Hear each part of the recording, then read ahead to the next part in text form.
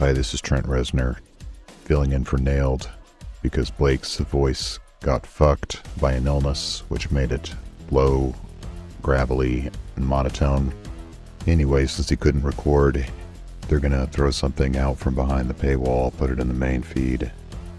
I hope you enjoy this free glimpse at what Nailed has to offer on the Patreon. If you want even more episodes like this, they told me to tell you to go to patreon.com/nailedpod for something like, I don't know, almost 40 fucking bonus episodes, plus a bunch of other stuff. So, yeah, fuck it, why not? Enjoy this unlocked bonus episode. Reznor out.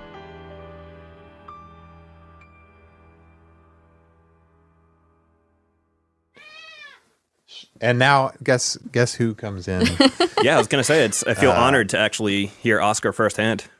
Yeah, here he is. I tried to trick him and give him like special fancy wet food on recording nights, and he'll nibble at it, and then he'll hear us in here, and he just comes in here. It doesn't matter. So he can say hi.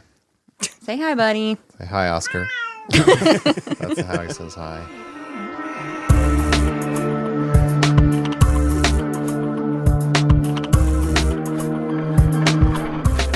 Welcome back to Nailed Even Deeper, number 33. I think we're on our 33rd, if you can believe that. And Jess is going to go into one of her selective mutism is what happens sometimes when we're podcasting. The wine hasn't hit yet. You got to give me a minute to loosen up. When that wine hits. And if you're hearing laughs back there, we're not going to be one of those podcasts who makes you wait 10 minutes while we riff and then introduce the person, make them be silent the whole time and yell at them if they try to talk. But how should we introduce this guest? It's Christopher G. Brown, CGB. He goes by many names. The Nintern. I think I've said them all. Yeah, and did I miss any? Are there any others you'd like to go? You've got your music project too. Yeah. The Difference Engine is what I go by there. But yeah, generally people call me Christopher, CB, CGB. Oh, okay. And I introduced myself as Christopher specifically just because of the unfortunate singer-songwriter that I share a name with. Yes. And I find it's a good measure of someone's personality if they make a Chris Brown joke right away. Because it's like, oh, okay, well, you're a piece of shit. I don't need to talk to you much more. Hang on. So you don't introduce yourself as the Nintern? Well, this is in the before days.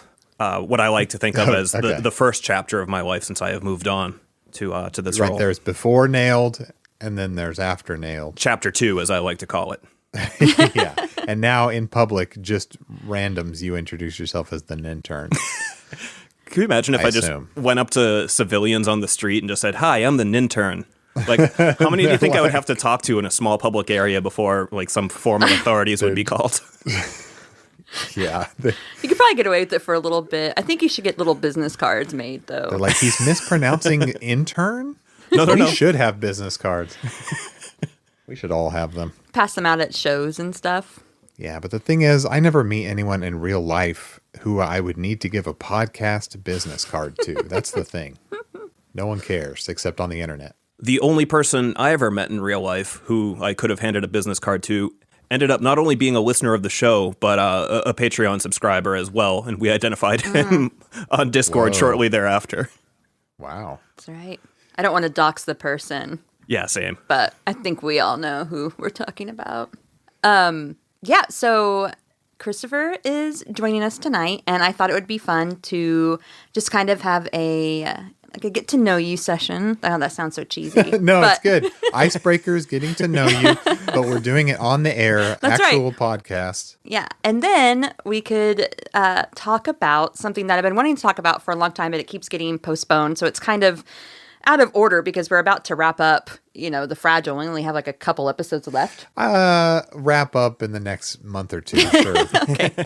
But mainly talking about these fake leaks that came out a little bit before The Fragile was released, and just kind of I have a couple questions about that for you. Okay. Whenever we really start talking about it. I guess my main question is, were you aware of it at the time?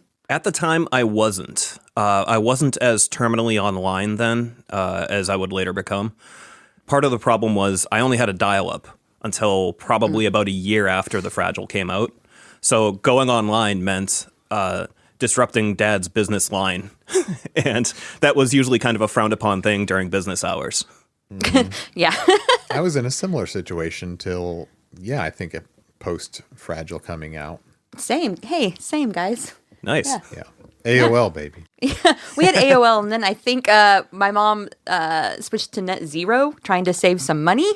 But yeah, I was not very online at all. And I still don't hang out on like forums or message boards or anything like that. I don't know what's wrong with me. I just don't seem to have the... She likes to brag about how she's not online. That's not true because I am. I'm on Discord and I'm on Instagram. So it's just a different kind. Selectively online.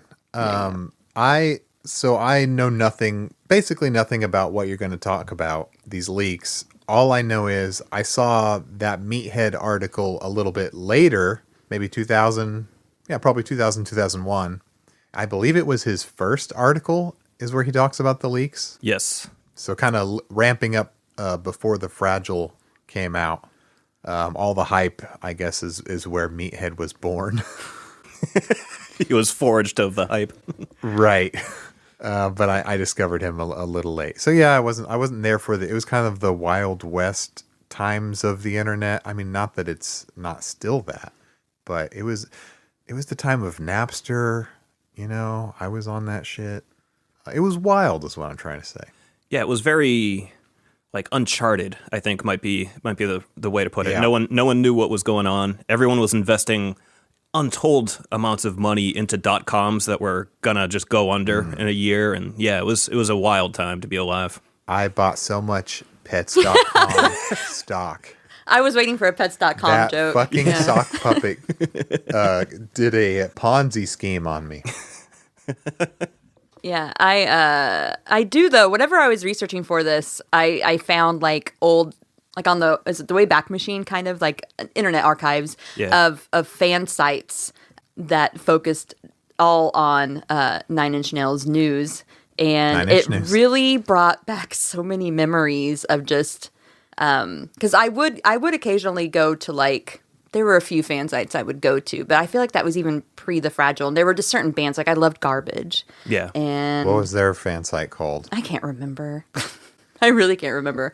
I had my own little GeoCities fan site that was mainly just pictures of Shirley Manson because I thought she was the coolest person who ever existed. Still is. I mean, yeah, you weren't Still wrong. pretty cool. Yeah, I mean, I don't miss. Yeah, so... But it did just looking at those early websites, it really cracked me up. Yeah, they got the little counter at the bottom. Oh, You yeah. got rotating logo GIFs. Yeah, a picture of like a construction worker. Yeah, and it's animated. Of course, your background, you have to have an image as the background, like a galaxy or stars or something. Oh, yeah. Either that or a repeating pattern. I liked those because they always made me like give me a headache. Yeah, they make you feel like sick trying to read over them. Yes. Yeah. But one of those fan sites was something, it was called Seems Like Salvation News. I remember that site. Yep. Do you? Oh, yeah. Big time. Because of the name is unforgettable. Yeah. That and the NIN hotline were the big two when I finally got cable. And more importantly, cable in my bedroom. So I could just spend hours nerding out about this stuff. That's a very dangerous venture, giving your teen cable internet in the bedroom. But, well, I mean... I had it too. I'm right there with you. I'm not going to say it shaped me into some sort of weirdo, but it didn't help. It couldn't have helped us. It could not have helped. No. You guys, I never had internet in my bedroom. Jess was a little more deprived, but she ended up okay. Well, I was trying to think because we had like the family computer, which was like out in the living room. I'm sure other people had that too, We right? did at first, yes. Yes. And then went to college, did not have a personal computer, had to use the computer lab. I don't think I had a laptop of my own until like 2005. And even then, like, I guess that was when I had internet in my room. It was 2005-ish. Yeah, Just in time for With teeth to drop. The trick I found was to have a party for graduation where like all your friends and family come, receive money as gifts, and then don't spend that money on college, but instead spend it on a computer that you can use to learn how to record. That is honestly going to help you better down the road. Yeah. College is a scam, folks. Yeah, and I went to college too, and I'm still being scammed every month. So. Yeah, I am still stuck in that scam as well. Same. So it seems like Salvation News, who was it who ran this? Was, hold on, Evan Moore. Because Trake, we're going to talk about Trake in a minute, but Trake calls Evan Moore out. And I just... the drama. I can't wait. I This love is it. all new stuff to me. So it seems like Salvation News described themselves on their site as a daily updated semi-official resource for around-the-clock news for bands on Nothing Records. With a viewing population of 10,000 to 15,000 a day, we strive to be your best resource for news related to Nothing Records. How far do you think they were stretching to say semi-official? What does that even mean? First of all, what does it mean to be semi-official? I guess they haven't been shut down, so they can call themselves Does it mean like semi-official. Danny Lohner passed off on it and was like, yeah, that's cool or something? Like one of the guys, like... I'm not certain on that one, but I want to read some of their posts about the leaks. So on July 25th of 1999, there was a post that read, "It has come to my attention that someone had the audacity to create a few fake Nine Inch Nails covers to The Fragile and spam them across the internet, which is now polluting people's minds into believing that these purposefully bad quality scans are the real deal. LOL." Wow. Do not be subdued to these fakes because they are no way associated with Nine Inch Nails, nor the fake and extremely bad quality MP3 tracks that people keep sending me. I need to see, do we have the images anywhere handy? How bad are we talking? I mean, it just looks like a late 90s message board site. I mean... No. Oh, wait, sorry. What are you asking me? I'm sorry. Okay. I meant the images of the fake album covers. So I could not find those. There were links to them, but they didn't work, obviously. Yeah. Were you ever able to find those? No, those I was not able to find. I ran into a similar issue as you, where I would find a link, but it would be dead and it wouldn't be on archive.org. Yeah. Maybe it was just like, well, they said it was very bad quality, so maybe it was like the bootlegs where it's like a picture of Trent's face with like some Comic Sans over it or something. Maybe. And maybe it's one of the, later on we'll talk about the Meathead post, and there were visual aids in that post, Those and I'm I wondering remember. if those were, any of that was one of the covers. So, and then one day later, on July 26th, a post read, "I just received official word from Nothing Records that all MP3 tracks, scans, and letters from the manager of Nothing Records that we mentioned yesterday are absolutely and completely fake. Sorry, Trake, the jig is up." Smiley face. I want to know the source on, what's the official Nothing Records source on that? I'm not certain on that one. John Malm's Cabana Boy. I was going to try to make a John Malm joke. Yeah, that's probably it. Yeah, so along with, not only did this Trake person post really poor MP3 tracks that we'll play in a minute and discuss, but also the fake cover art and an alleged email from Nothing at nothingrecords.com that asked him to remove the leaks in the art. Yeah, that's fascinating to me. One thing that I found on the NIN hotline that wasn't on Seems Like Salvation, and this is one of those things similar to the artwork where, God, I wish this was archived somewhere.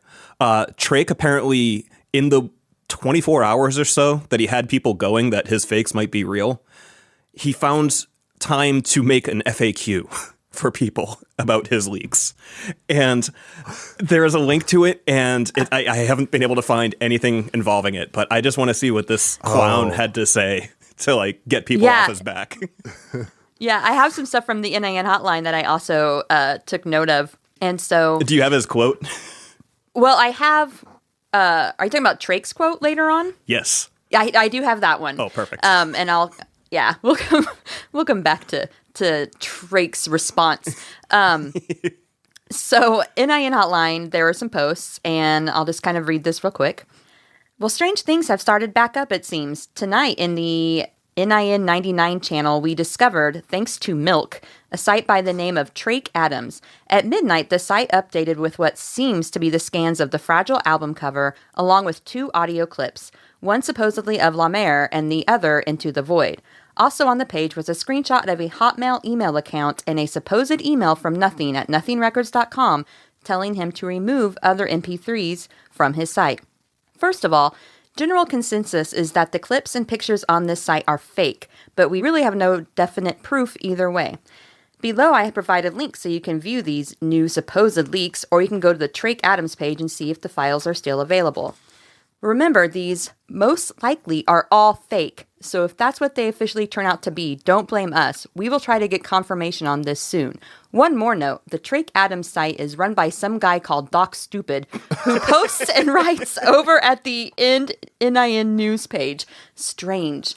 I don't know what the End NIN news page is. Okay, now I'm really confused. What is the difference between Trake Adams and Doc Stupid? And this is not a joke. It's like that meme. I think it's the same picture. I think they are the same man. It's the Spider-Mans all pointing at each other.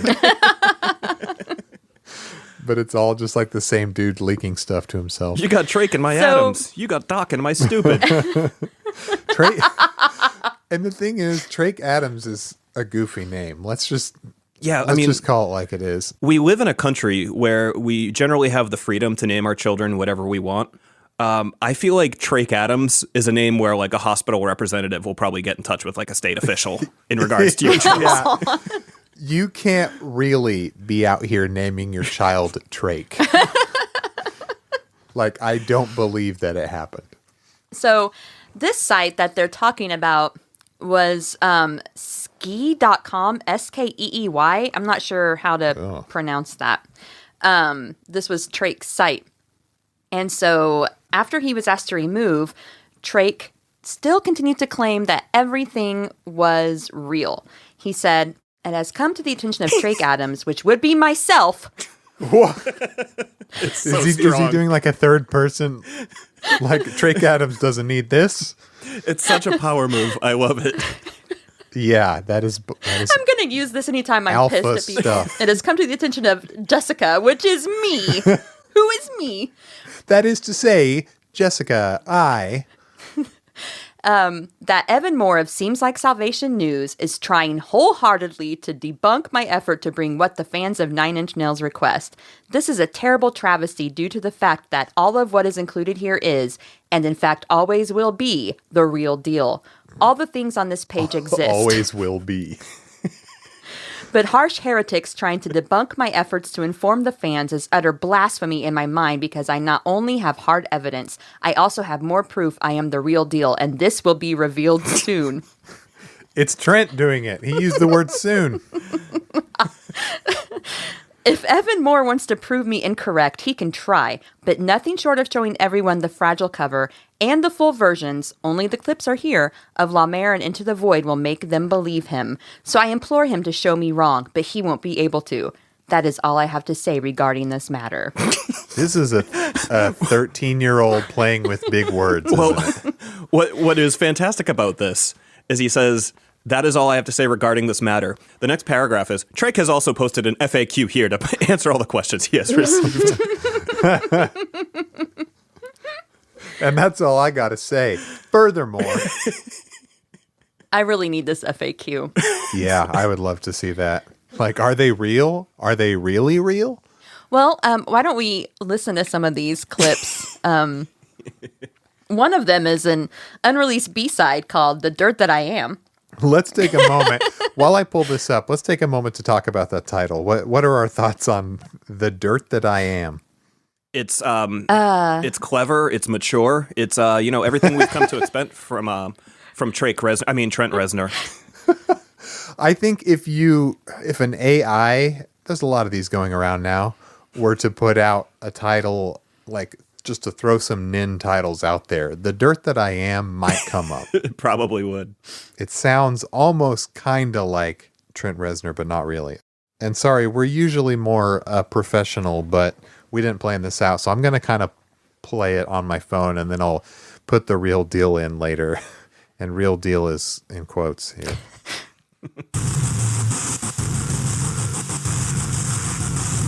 Is this the right one? I think so.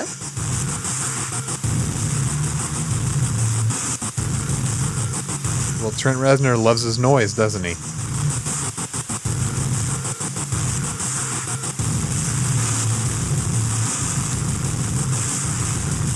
It's kind of like if you took some of the noisier Perfect Drug drum parts and just slowed them down and it like time stretched them out. I don't know. I want to know, and Christopher's an audio guy too, I want to know exactly how these were made.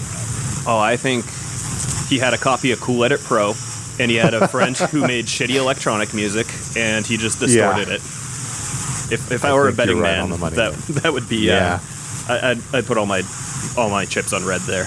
It's pretty much exactly what it sounds like. The source is possibly like the Fruity Loops 1.0. I mean, that I really album, had it been real, would have been a real career ender. It was hard to distinguish, but were there any vocals in there? If there didn't were, it think there was really hard It's to hear. buried. Like, yeah. Well, yeah, it's just, typical distorted Trent vocals. Yeah, weird to try to pass that off. What do people get out? One, imagine telling this lie. And two, what do you get out of it? Get a lot of hits on your Yeah. GeoCities page. Yeah. You get to forever be the In guy who You released get to be Nine Inch Nails music, immortalized. and we are talking about it still. Doc 23 Stupid. years We're still later. talking about it. And when we put this episode out, he's gonna feel so. I have a slight confession to make here. Yeah, Oh. yeah. No, I am not Drake Adams, but a few Okay. years ago, I actually did this just because I was bored at work and wanted to be an internet gremlin. So Oh no. I created a Twitter account, and I forget what the name of it was even at this point, but it was something vaguely Tom Yorkie. And I posted from it regularly in the few months before they announced A Moon-Shaped Pool, the last album. And I was just like, I wonder if this will get attention, if I just put this out there in the ether and see what happens. And it made it to Reddit. Like, people were talking about it and like saying, is this actually Tom York, like on a secret account, like slowly unveiling the new album? And it was just something I was curious about. I was like, let's see how the internet works these days. And it was really funny. Like, I don't know. It was just a strange thing to see happen. And then I ultimately unveils that it was a troll account. And yeah. So I'm interested in what happened after you revealed. You didn't reveal who it was. You just revealed that it was fake. Yes, that's right. And Were what people happened, mad? Yes, a few people were mad.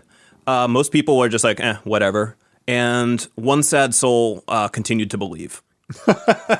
That's the I want to believe person. There's Yes. always going to be yeah, one it's out it's there. Fox Mulder in the basement on his Radiohead web People crawls.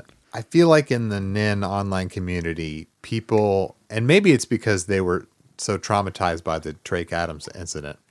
I feel like they are, if you do this now, they want to kill you. Like, because similar stuff has happened. Somebody, it might have been on Echoing the Sound. I'm going to half remember all the details, sort of, but you may know more about what this was, Christopher. But somebody put out something cryptically that was like remixes from the fake Watchmen universe, where they're called the 9 Inch Nails. There's Yeah. a whole like lore just done for the Watchmen score. Yep. And somebody put out a few fake remixes, and it's like, okay, they remixed Heresy and stuff, but kind of didn't explicitly say this comes from Trent, but let people believe it came from the official band. Yeah.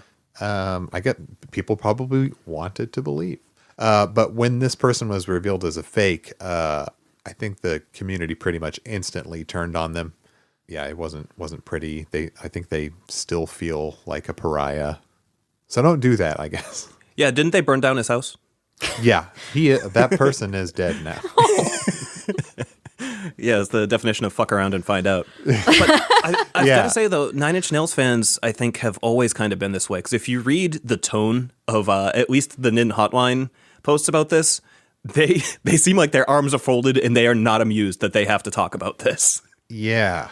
Well, if you listen to the clips, they're just so awful. There's no way that this is something that Trent Reznor composed. Like, they just are very amateurish and don't have any of his trademark, like, funkiness or sense of rhythm or anything. But every release, here's some devil's advocate. Mm-hmm. Every release he had done up until this point, this is early in his career still, relatively. Yeah. Everything was wildly different. And being noisy and weird was not out of the question. Nothing was really out of the question because he was so all over the place and difficult and weird. So maybe a noise album could have been his next thing. I don't, as you said, it would pulling a Lou Reed. Maybe be a career ender. But yeah, he didn't do a Metal Machine music, but he could have. It was the antithesis, too, of everything he had said leading up to The Fragile and everything everyone else was saying about The Fragile leading up to it. What kind of stuff are you talking about when he said, like, it's going to be a hip-hop album or something? Yeah, just like when Trent was flapping his gums about, like, any random crap beforehand. It was always like, oh, it's going to be a mixture of Prince and, like, Public Enemy or whatever. And it's like, I think even if you tried to do that, it would be weird. I think Trent was intentionally trolling with that stuff and getting bored in interviews, maybe. All right. Do you want to play do you have Into the Void or La Mer there? Let's hear these. So the dirt that I am was, if you thought that was an insult, these actually steal the titles of real songs. La Mer, the beautiful piano instrumental we all know and love.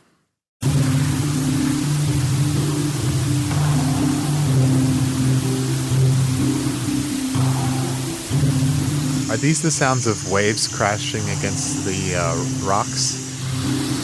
Could be. Some guy dicking around on a guitar, maybe?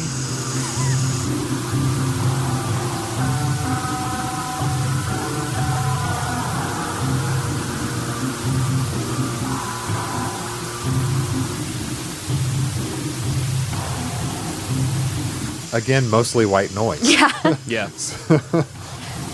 Yeah, isn't La Mer such a great song? Every time I hear it, it's just... like, it's so beautiful. Gets better every time. What if I was like, I accidentally played the real one? You can really hear the cello in that Drake Adams version. Yeah. Yeah, and unbelievable that Reznor went to Big Sur for that span of time, and all he came back with was that? He just took the noise box from Hurt. Oh, yeah. Turned it up really loud. Yeah. The tuning. There was the room tuning. Room tuning device. Mm-hmm. Yep. Yeah. So he leaked both La Mer and Into the Void. I guess at this time, did they not know that these two tracks are what we now call sibling tracks? Do we call them sibling tracks or sister tracks? One is a baby. Tracks? Yeah. One's a mama, one's a baby. Mm-hmm. But I guess they didn't know that at the time, so I'm interested to see what Into the Void sounds like. I want to say it was known that Into the Void was on that 99 trailer. I want to say I've seen something in my travels that supports that, but I'm not 100% on that. I hope they tried to make it sound like the trailer. Oh, well, Drake, he's not going to let us down. Because that would give away the game, right? Because they heard the trailer, a year earlier? Yeah. So if this doesn't sound like that, jig is up. Big blast of noise to start with. And then some quieter noise.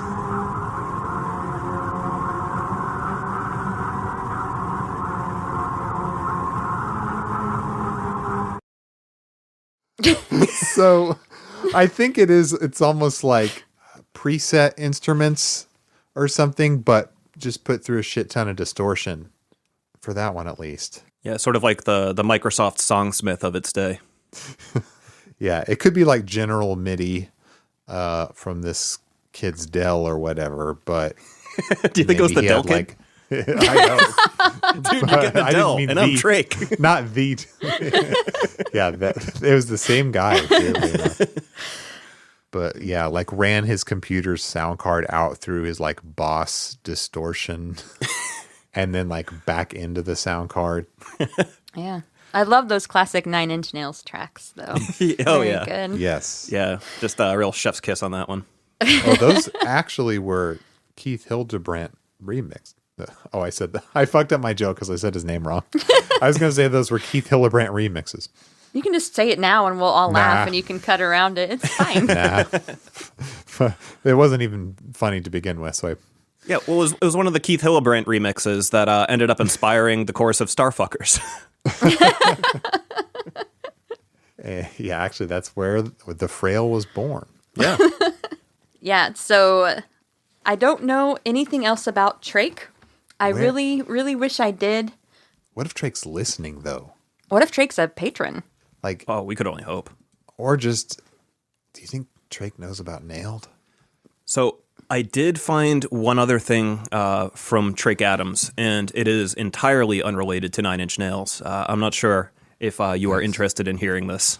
I am. Definitely. Okay, it's from Ain't It Cool News, published November 9th, 2003. Trake Adams reviews Michael Caine's The Statement early. And it's him writing a review of a Michael Caine movie from 2003. Wow. A Michael Caine movie I've never even heard of. Is this the same person? Apparently, that's what it says. It says Trake Adams. And still going by the same name. Interesting. Yeah. Didn't change his name out of shame. Yeah, you would think that someone would think about doing that, especially when Right. you've been outed for like duping a fan community that was suspicious of you to begin with. Yeah. But I'm thinking this person's personality is the kind of all publicity is good publicity. And the more people hate me, the more popular I am. And that's good. Lying Kid. Basically the high-tech version of Lying Kid from the playground.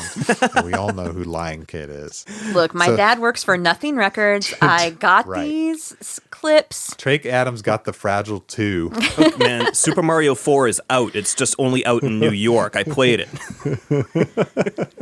Yeah. My uncle took a trip to Japan. He got the Genesis 2, and Sonic 5 is on it. I'd like to believe that Trake Adams is the opposite side of a coin that I'm on, and that he's sort of like the chaotic evil of the internet, whereas I'd like to think that I'm the chaotic good of the internet. Okay. Yeah, I think that tracks. I only duped one fan community for a very short period of time, and then I let them know. They didn't have to discover through official means. Yeah. The only thing I forgot to say is Meathead. well, we'll get to Meathead in a second. The only thing I forgot to say was that Nothing Records did eventually step in, I think within 2 days of this leak, to confirm that it was all bullshit. None of those clips you heard are real, believe it or not. After that, did Trake just like go into hiding after that? Or He went into hiding and then reemerged in 2003 as a film critic for Ain't It Cool okay. News. All right. I just didn't know if there was anything in between those two events. Not sure. Maybe he got his driver's license. I mean, I don't know how old this person is. Know nothing about Trake. He had his first kiss. Isn't that sweet? It's because he told the cute goth girl that he had exclusive clips of Nine Inch Nails tracks. That's how you get the ladies. I'm just take imagining notice. Dr. Nick from The Simpsons in college telling a woman he can get her a prescription of anything. It's okay, baby. The only other thing that I thought was, well, it's not the only other thing, but one other thing that I thought was interesting was the site that you sent along to us that listed, it was like I don't want to say a fan site, but it was, what was his name, Travis? Travis, yeah. Okay, yeah. Yeah, so I tried reaching out to two people about this. One was Leviathan from the NIN hotline, because I figured he had posted links originally, so I was like, well, maybe he still has them. And I got a very short and curt email from him that just said verbatim, man, there's a name I haven't seen in an age. No, I'm afraid I don't keep anything that's fake. And then that was it. Why not, though? It's cool archaeology of the fandom. Absolutely. Yeah, so then the only other link that I could find on the internet that still existed is a tripod site, which, fun fact, tripod still exists, which is Whoa. Tripod was my first website ever when I was learning HTML. What was your first website that you created? Oh, it was just it was just like Blake's page, and it looked like digital puke, and it had like Chrono Trigger pictures and just like stuff that all the crap that I liked shoved onto one. Was big it for long a school page. assignment? Yes. Oh, okay. We didn't learn HTML in Marshfield I High took School, a summer. believe it or not. It was a special Oh, summer. yeah, not in my school either. Okay. I was privileged. We barely had computers in 1999. Are you kidding? I made a website in 1996 for my band at the time. It was horrible. A lot of bracket BRs, those like lines that just go across the whole browser window. A lot of those dividing everything up. I love to use the line breaks. Yes. So handy. And have embedded MIDI in a site is the mark of true professionalism. Yes. Yeah. Especially if it's for something that really doesn't translate to MIDI, like Godsmack or something. Or the perfect drug. And I had the perfect drug.mid. You better believe I had every Nine Inch Nails MIDI file that existed. I wish you still had them. They sounded like Mr. they're still out there. Self-Destruct and stuff like that sounded like garbage, because it's like, how do you translate like all the noises? Well, you don't. Anyway. And in the case of like that, Mr. Self-Destruct in particular, that's the one that I love the most, where you'll hear someone just like hammering on one key over and over at the same velocity for the same duration of time for like 4 minutes. Yeah. I love it so much. And I think in that one, the version I had, they just had the snare, the like two snare drums going dun, dun, dun, dun, dun, dun, dun, dun, throughout the whole thing. I'll try to find it and insert it maybe if I'm feeling up to it.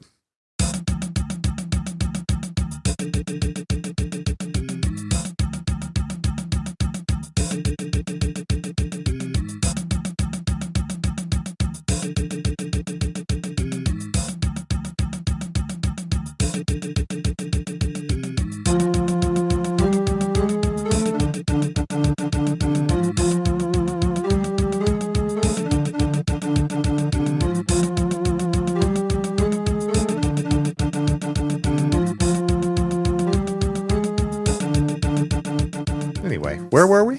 So who was the second person you reached out to? The second person that I reached out to was the owner of this tripod website, which is still up there. It is howisya, so HOWISYA.tripod.com if you want to see it. And they have a page within their site called Hunt for the Fragile. And it is subtitled A Compilation of Bizarre New Nine Inch Nails Music I Made for Myself. So this is a collection of all sorts of like odds and ends that I don't think any sane person would buy on a bootleg, but here they are all together. And it's things like the 99 trailer, just the audio from it, clips of metal, which I think at this point, that had not been released at this point. Great Below MTV preview clip, and then just all sorts of miscellany like that, mostly clips and things like that. But then there was a section called No You Don't, Fake NIN Songs. So that included La Mer, Into the Void, and The Dirt That I Am.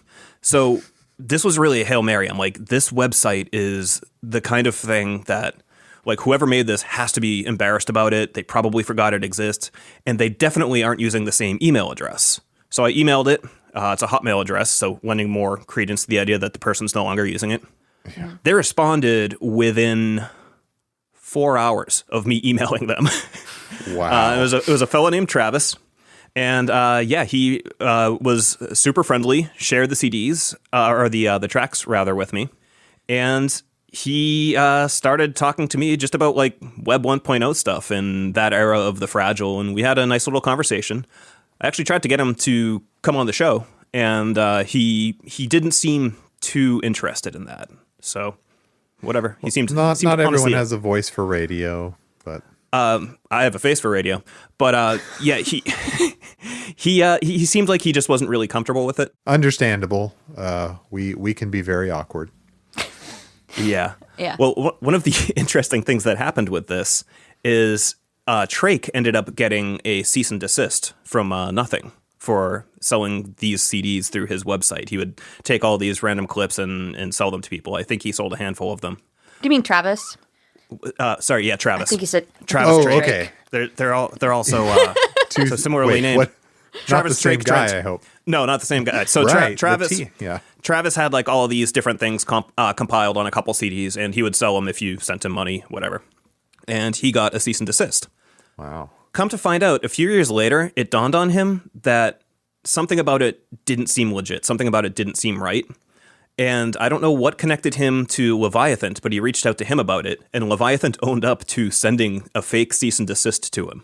Oh my God. Oh my God. And was Okay, basically so there's two different levels of being a liar. Yes. One is lying for the fame and like trying to steal some of the shine off Trent Reznor. And then the other form is lying to be the Reznor defender, I guess. Yeah, it would certainly seem that way. And I don't want to get too into it. How old do we think was Leviathan also a teenager at this time? When do you grow out of doing stuff like this? I guess never, based on what Christopher did with Radiohead recently. Well, was he at university or something? Wasn't there, because I thought you sent me something that said that he checked, crap, I can't remember. He realized it was Leviathan because he checked something and it revealed like a university. The email, That's right. maybe? Yep, it was. It revealed. That's how he did connect it. It came from psu.edu, and apparently that's Leviathan's alma mater.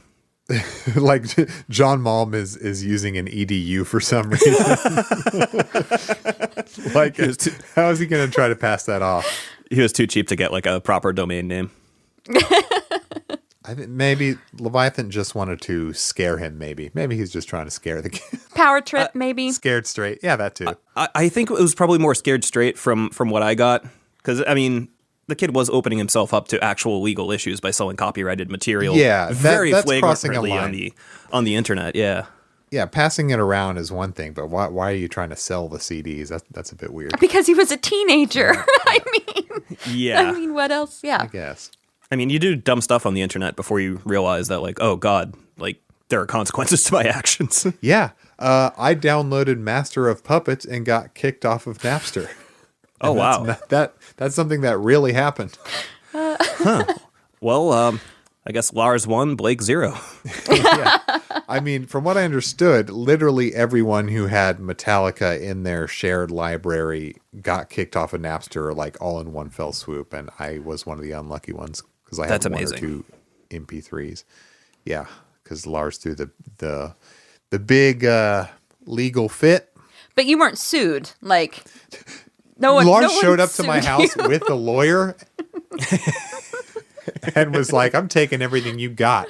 That Nintendo, that's mine now. Well, you just be lucky that you weren't sued. You were just kicked off of Napster forever. Yeah, no one's getting sued off of Napster. I thought kids were. No, the record industry tried to scare children with like these vague threats, but no one actually faced consequences for file sharing. Don't quote me on that. Okay. Someone's probably doing like a 20-year bid still. Oh, that's horrible. I don't actually know the full legal history of. There's probably someone who's made an example of. Probably. What are you in for? Oh, I downloaded I Want It That Way. I downloaded Bad Boys _ Cops theme Bob Marley .mp3. The great thing about file names like that on Napster is you knew it was never the actual song. Oh, I thought it was the song at the time. I love that Bob Marley song. It's really good. Yeah, It's it's- the best. It's one of the best. Marley jam. My favorite piece of propaganda out there. Okay, so there was the meathead perspective that Blake was talking about. That is, I think, the first meathead. And it focused on the Nine Inch Nails fakes leading up to the anticipation of The Fragile. And there was also a song called Something Sweet. Oh, yeah. Now, I don't remember that one, but he mentions it. And then he also mentions the Resner's Edge site that created the Impossible Pain rumors. Yes. Impossible Pain's still a great title, and I stand by that. It's so good. Yeah. So, the questions that Blake had, Meathead also asked. But what causes one to try to deceive his or her fellow ninnies in this fashion? Is it a means to gain attention? To feel important? To compensate for meager genitalia size? Possibly. Likely, in fact. It is unclear where the initial motivation originates, but it's most likely the result of a phenomenon known as too much damn free time. This, combined with the aforementioned need for attention and small penis size, creates a deadly combination. He's got to get like 5 to 10 dick jokes in the article. This is more of a visual thing.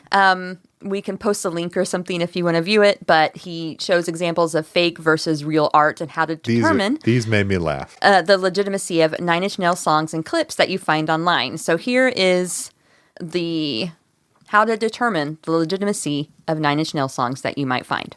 Steady 4/4 beat, Trent sings about copulating. That's real. Close. Is he talking about Closer? If there are 8 minutes of static interlaced with samples of Trent screams, probably fake. Or it could be the fixed EP. It could be that too. If there's a cheesy techno beat and samples that sound suspiciously like Prodigy, probably fake. If Trent raps "Rain, Rain, Go Away," that's real. Yeah. Trent sings about copulating overlaid with Super Mario sounds. That's fake. Hey, Closer to Mario is legit in my heart. If there's a guy who sounds nothing like Trent covering Elton John, that one we're not sure about. Could be real, could be fake. We don't know. Yeah, it could be anything. What Elton John sack? Jessica. What Elton John track do you think Trent Reznor would cover? I'm Still Standing. Ooh, not bad, not bad. I don't think I know. Saturday Night's All Right for Fighting? That's Yeah, I could just see the that. best song by him. I do like that song a Probably lot. do it something out of left field. Maybe Candle in the Wind. No. Oh, God. Oh, maybe for a charity event. But the modern version, that's for Princess Di. Not Yeah, the or- original, that was for Marilyn. Well, maybe he could do a slightly updated version for King Charles whenever he inevitably leaves us. Yeah. I think it'll be a different kind of vibe at that funeral. I'm going to say Benny and the Jets, because after the cover of Fashion, I say anything is on the table. Benny and the Jets would be fun. Maybe Rocket Man. Yeah. I don't know. So, Trent, if you're listening, those are some ideas if you want to cover some Elton John on your Because next we tour. know you were wanting to. That's definitely on the docket, Yeah, I almost said Piano Man, but that's Billy Joel. So but he should. I'm gonna have to put Oscar down. I've been holding him this whole time, Yeah, and he's distracting. Okay. I love these fake album covers that he made himself and put up there. Let's talk. These were funny because there's like one with like a badly drawn tree, and I think That's it says my the Fraggle. It's like misspelled. Trent is particularly picky about not wanting typos on his album covers, and therefore would probably not allow it to read 9 Inch Niles, the Fraggle. Fake.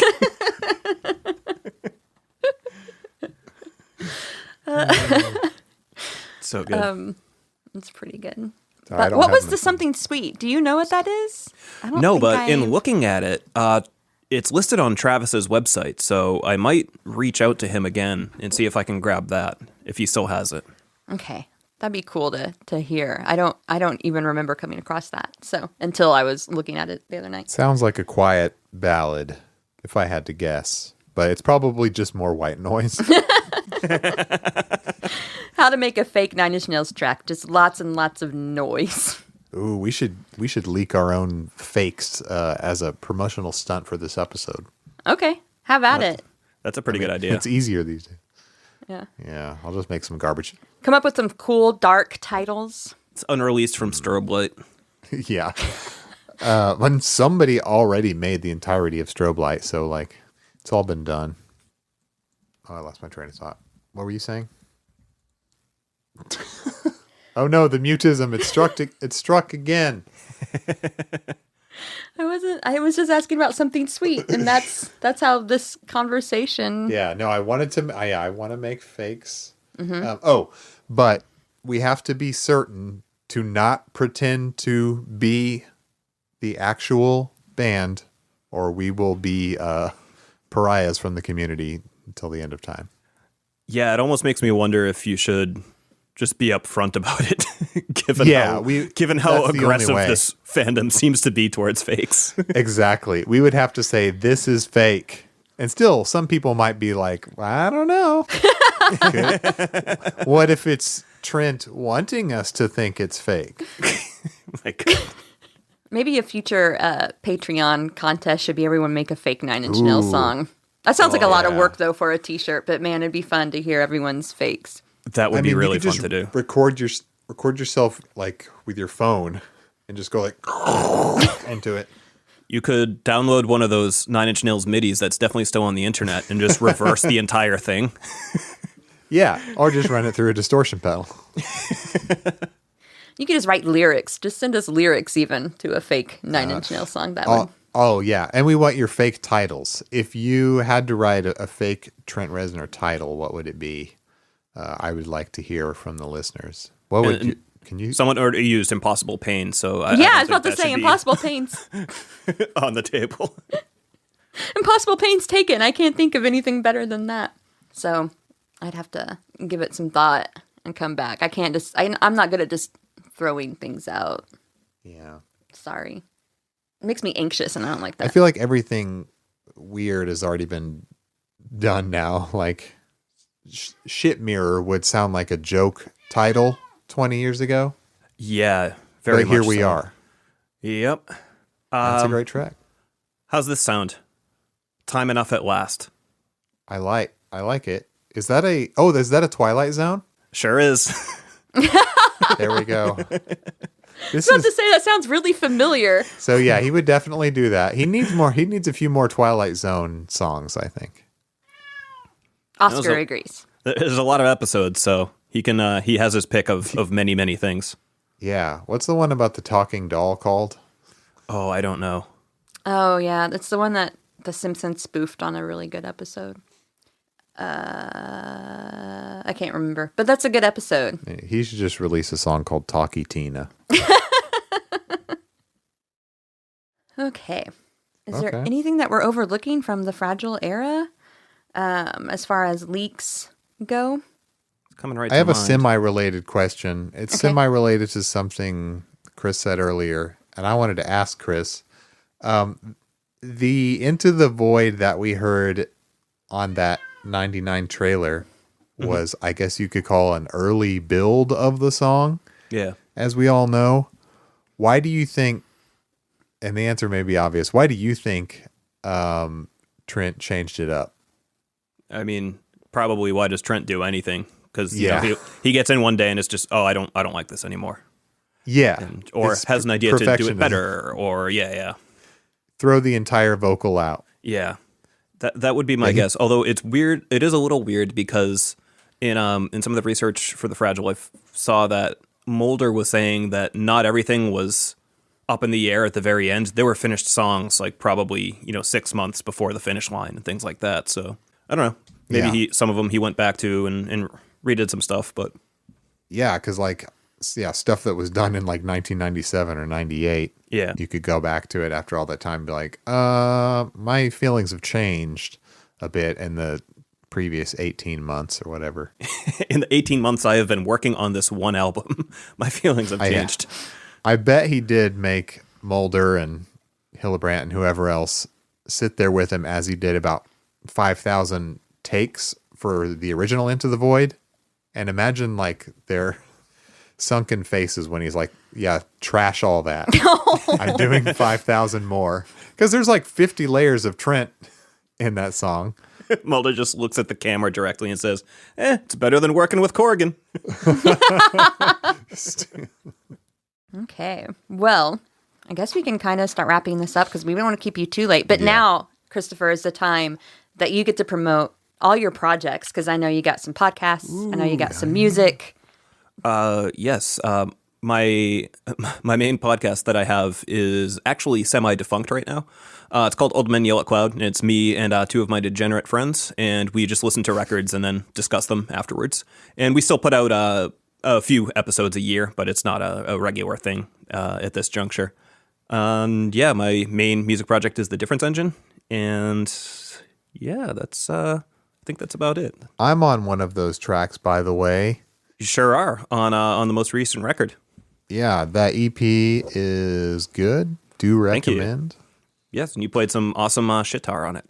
Yeah. So this guitar hanging on my wall that I built out of trash, I made noise with it. You used that? Yeah. Oh, okay. Jess has never heard it. No, it's pretty much just decoration. You've got the podcast, the Stabby podcast. I listened to that recently. Mm-hmm. Oh yeah. Every October, my friend Scott and I do a podcast called When Scary Met Stabby, and it's just an excuse for us to watch horror movies and just nerd out about movies for a month without the responsibility of an actual podcast. Yeah, you had some cool guests though. They on had this. a big guest. Mm-hmm. Big get. Yeah, I was very surprised that we got Bill Oakley, who was a showrunner on The Simpsons and the guy who wrote the Steamed Ham sketch, amongst other episodes that are classics, to just come on and talk with us about a movie he had never seen. It was really bizarre. Yeah, I listened to that and I was like, oh wait, he didn't even watch it. he didn't do the homework, and the homework. I'm emphasizing the wrong syllable.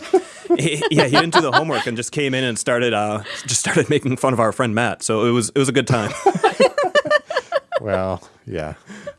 And we might do an episode of it too soon. Yes. So. Yes. Offline, I would like to discuss that with you guys because Scott and I were finalizing some things earlier tonight. So yeah, that would be be fantastic. Okay. I totally forgot I agreed to that, but sure, sounds fun. We'll do our homework though. We're not going to just get by on our promised cool, to on our watch name. the movie. I mean, yeah, I can't. Yeah. You guys would have to write some classic Simpsons episodes for me to be happy about you not doing homework. I wrote a few, but they were in season 35, so no one really cares.